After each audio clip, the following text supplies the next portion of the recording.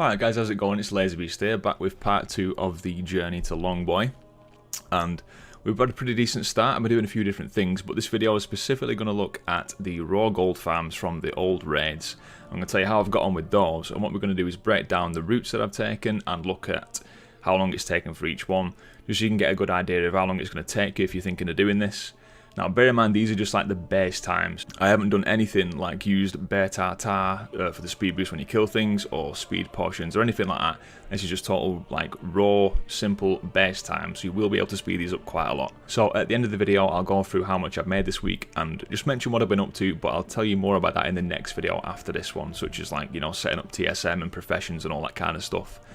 So yeah, raw gold farms, let's go for it. So for each one, I made a handy little professional chart that I'll go through, and I'll keep it on the screen so you can see, you know, which ones are the fastest, which ones are most worth your time, and we'll go through that. So I went through and did these in quite like a logical order, because a lot of like the Cataclysm raids are in, you know, similar places, and same for obviously like Warlords of Draenor, they're all in Draenor, easy. Mr. Pandaria, they're all in Pandaria. So I started off with the Cataclysm ones first. So the route that I took is just on the notes section there on the screen, and this made the most sense to me. It seemed to be pretty quick. Now the travel time actually wasn't that bad, and the raids were pretty quick overall. You can see that for Dragon Soul, we have put it straight in the bin and set it on fire, because that is such an annoying raid. There's so much roleplay, and the Spina Deathwing fight, if you mess that up, it just wastes so much time. So I went in there and just rage quit after about 10 minutes of listening to Thrall and then falling off the back of Deathwing. It wasn't fun, wouldn't recommend it, but obviously there is a couple of thousand gold waiting for you there if you've got the patience and the time, but I don't. So yeah, so that one was pretty speedy. So then we move on to Mr. Pandaria. So again, the route that I took is there.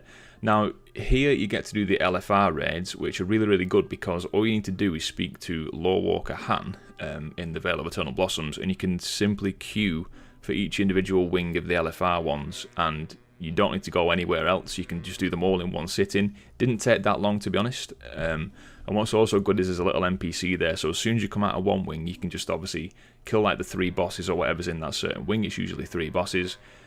Click leave instance, and then go and vendor your stuff and just jump straight back in, and obviously you're solo in it, so it's really fast. So that was quite enjoyable and quite efficient. So once I'd done all the LFR ones, I then went around Pandaria, and the route that I took again is there on the screen. Siege of Orgrimmar just makes sense because you're already there, you just got to fly down.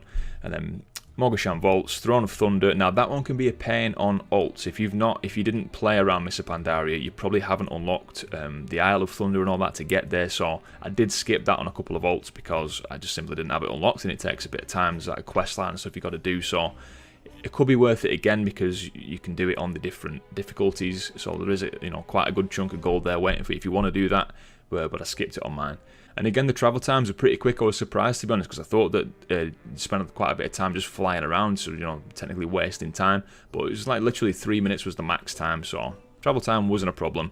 So the raids in here got quite a bit longer, and obviously you've got like Throne of Thunder, you can do LFR, and then 25 Heroic. Siege of Orgrimmar takes quite a long time, but it's annoying because it takes quite a long time, and it gives quite a lot of gold. It gives probably the most gold out of the Mr. Pandaria raid, so again, it's one of those, if you've got the time there to invest in, it's worth doing it, but if you don't, then maybe just skip on to one of the quicker ones. And then we've got Warlords of Draenor, so these ones really do give, you know, the more gold than the other ones. You know, close to Siege of Orgrimmar, but more on average.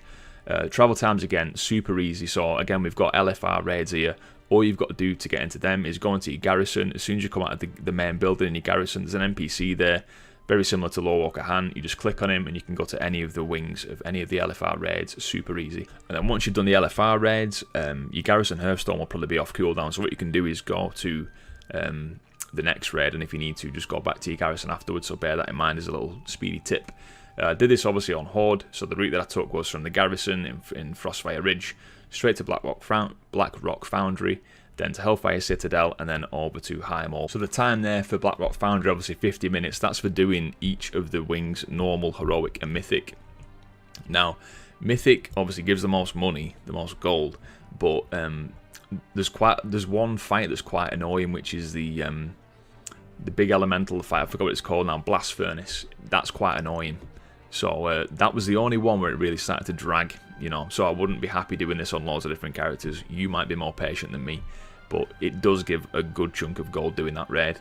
So I would recommend doing it if you've got the time. So let's have a look at the total times for everything. So for all the raids that we mentioned, how long did it all take? So total travel time is 40 minutes. So 40 minutes running around. Now it's all broken down into like 2-3 minute little journeys. You know, you can just fly over to places or teleport to places. So that isn't that bad. 40 minutes. You know, it's a good chunk of your week if you're doing this on multiple characters, but not as bad as I actually thought it was going to be. Now total raiding time, total time smashing things in the face, is 575 minutes. So bear in mind, this is, you know, probably the longest it's going to be. You can speed this up. There's quite a lot of ways to speed this up, but that's obviously not for this video. I'm not going to go into that. But yeah, so 575 minutes. So if you add that all together, that's 615 minutes, which equates to 10 hours and 15 minutes doing these raids.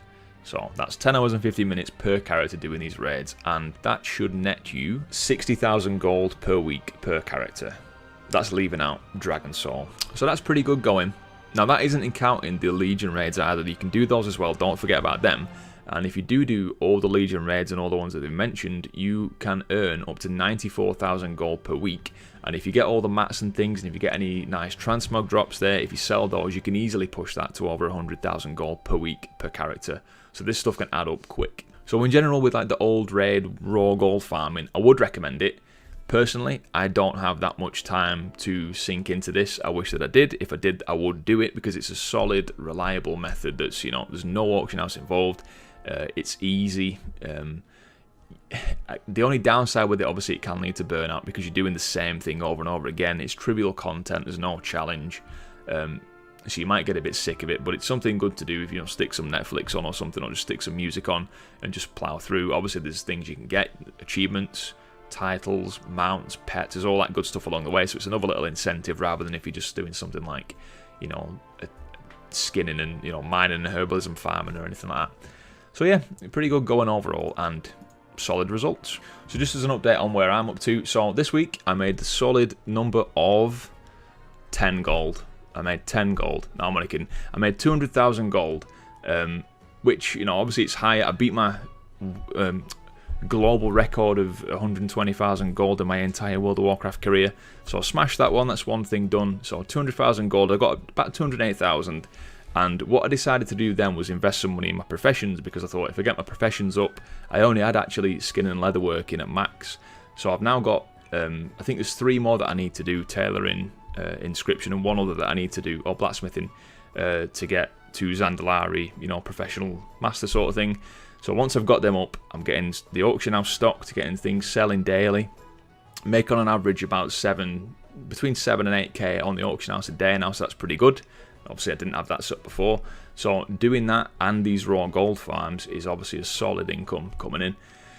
So I'll go into more detail on how what I've been doing with the TSM and all that kind of stuff in the auction house and professions and some of the little farms that I've tried as well, and show you the results from that. So that'll be for the next video. So thank you for everyone that's encouraged me and for sharing your stories and for the little comments of support and tips and things that you've found useful and that have been successful with. Thanks for that. I really appreciate all that support. I didn't think many people would be that bothered about this video, but it's good that you guys are all taking part in this journey as well. So cheers.